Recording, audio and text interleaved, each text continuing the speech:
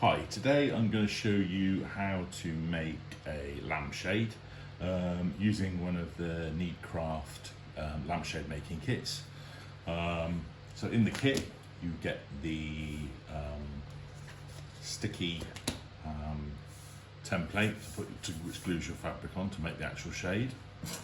Depending on which kit you've got, I've got a candle clip kit. So I have a candle clip fitting which goes on the top, and then obviously I've got the circular ring which goes on the bottom. Also in the kit comes a little roll of double-sided tape and some of these little plastic, basically it just helps you tuck in the fabric around the ring when you're near the end of making the lampshade, but I'll show you how to use those when we get to that bit. So the only other bit you need, apart from everything that's in the kit, is your fabric. So here's the fabric I'm going to use. I always give it a really good press before I put the backing on. Obviously once the backing's on, because it is sort of made of a plastic and a glue, I think ironing it later once the glue is stuck onto it is probably not the best idea.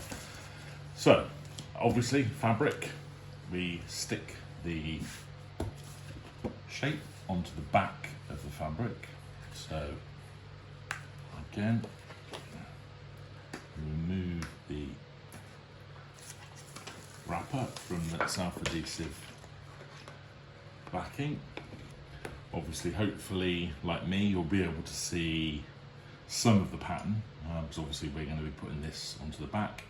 I don't do a particular pattern placement. I don't like them to all look the same. I just put them randomly wherever I quite like. So on this toile, there's like a little farming scene. So there's some people stood there.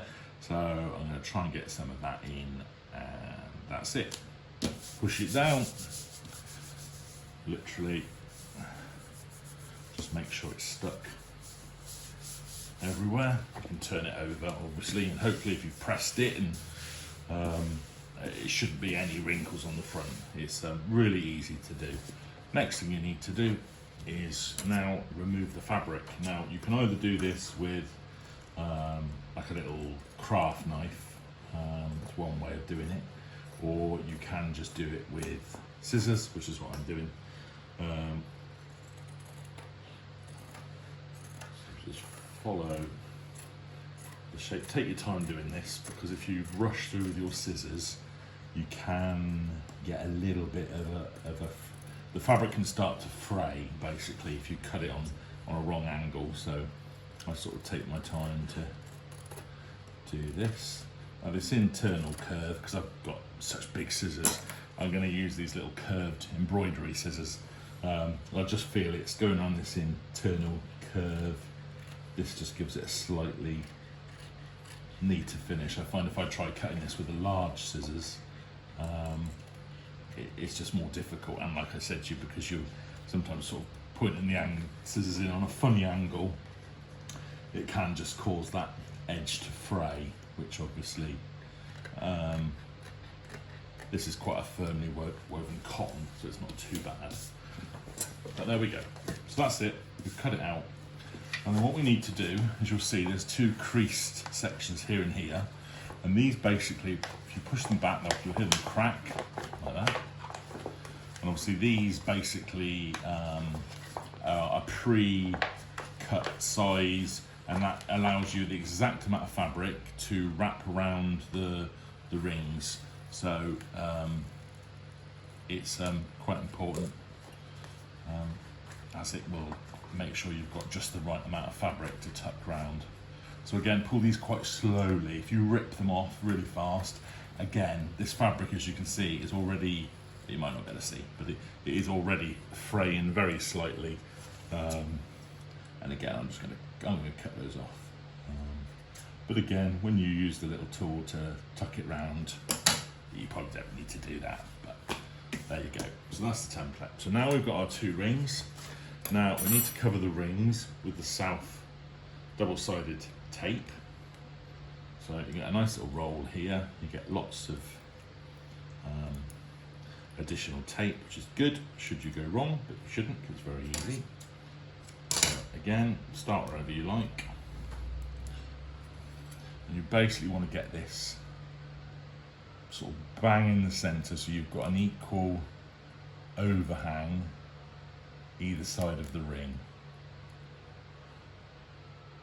Again, I think the more central it is, the easier it is to, when it comes to making the fabric adhere when you're tucking it in. So again, take your time doing this, there's no rush. I'm going to do it fairly quickly, obviously, so this camera doesn't go on for too long and you don't get bored, silly. And what I always do, and what they advise you to do, is don't let it touch where you started, because then it can make it quite difficult when you come to peeling the backing off. So we cut it away 2 or 3 millimeters. That's all you need to do. It just makes it easier. And then what you need to do with your fingers is just wrap the double-sided tape around the ring like this. Again, you don't have to be overly accurate, just make it so it's sort of sticking to the ring as much as it can. So that's that one done. Now we'll do the candle clip fitting, and it's exactly the same as you did with the other one, more or less in the centre. Go around.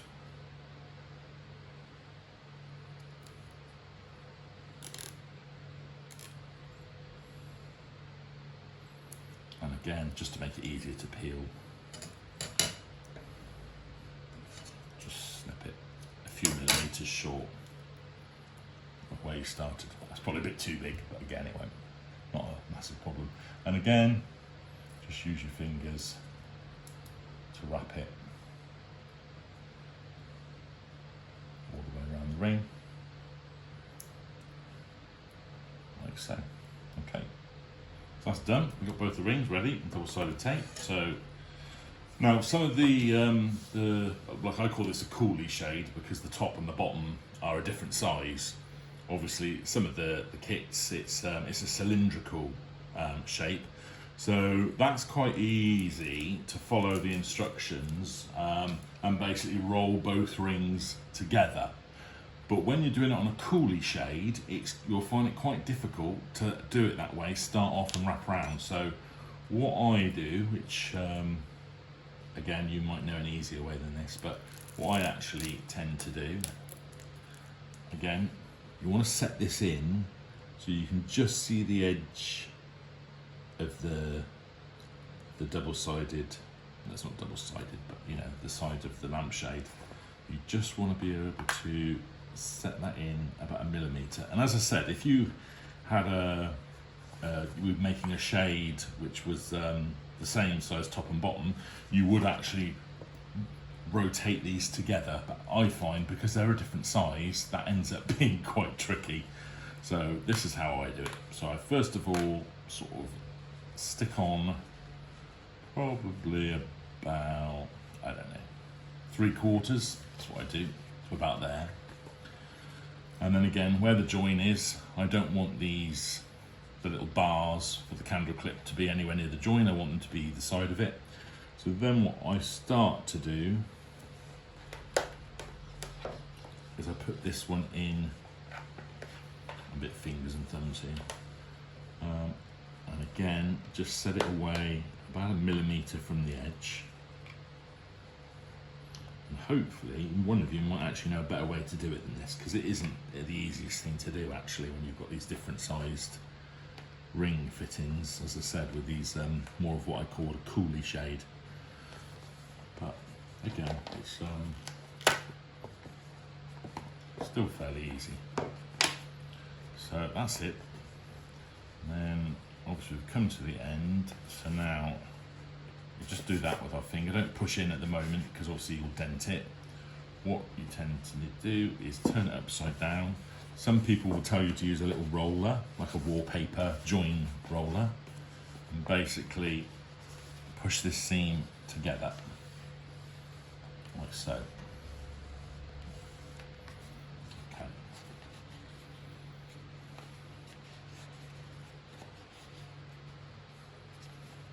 And what I should have done, that I didn't do, is I should have put some double-sided tape here so it seals shut, and I forgot to do that.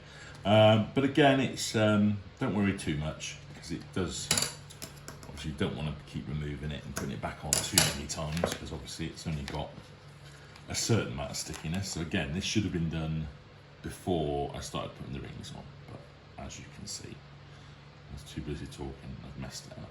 So then again, just trying to find the edge of the double-sided tape. Now again, I've got quite large hands, and you probably, hopefully, won't have large hands, and it'll make this job a whole lot easier. There we go. So I peeled it off, and then what I should have, this is what I should have done originally, and then when you stick that down, you see it adheres, and then again you go inside either with your hands or with a roller, whatever you have to hand. Okay, and as you can see, that join is now stuck together, which is what you want. The next thing, and someone, I think on one of the videos, said it's a bit like when you crimp a pie.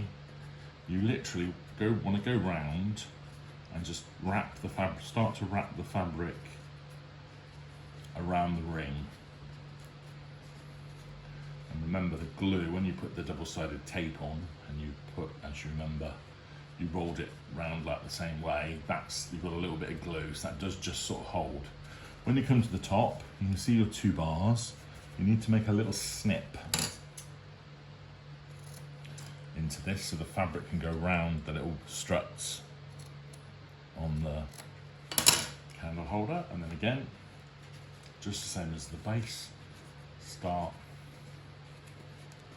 wrapping that round so it's just catching the double-sided tape so it stays in place.